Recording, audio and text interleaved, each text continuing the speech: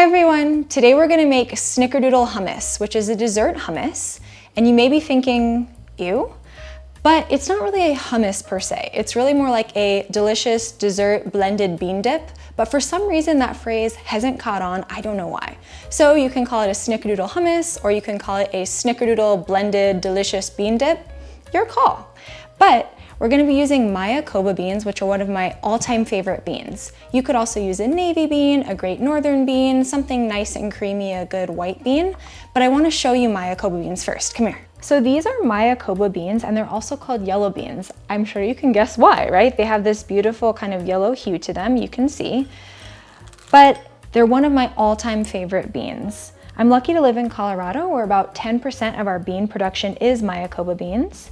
And they're sort of like a cannellini bean, except for extra plump, extra creamy, super delicious. I just can't recommend them enough. So here are the ingredients for the Snickerdoodle hummus. Here are the cooked Mayakoba beans. They're actually still warm. I just pulled them off of the stove.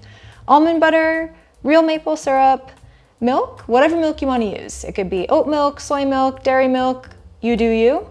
Then cinnamon, a little bit of vanilla extract, and a couple medjool dates. Okay, so 2 cups of cooked Mayakoba beans into a high-powered blender or a food processor. Yum. And then it's a dessert hummus. So we're gonna put in some real maple syrup, about 1/4 cup to 1/3 cup, and you can adjust that to your taste. So after you're all done, give it a taste and decide if you wanna add more. Then a teaspoon of vanilla extract, and 2 medjool dates. Make sure you've taken out the pits so you don't have a disaster happen in the blender.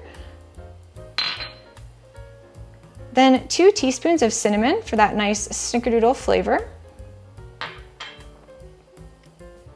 2 tablespoons of whatever milk you're using.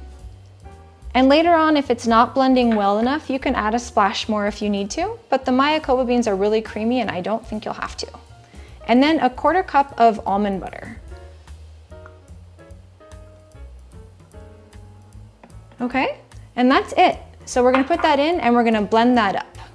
Now we're going to puree this until smooth, and you can scrape down the sides as necessary. Alrighty, so here's the Snickerdoodle hummus. And normally I do this with chilled beans or cold beans, but this time I was too impatient and I just pulled them off the stovetop, and so they were warm. And it tastes kind of like a warm Snickerdoodle cookie, and I have no problem with that.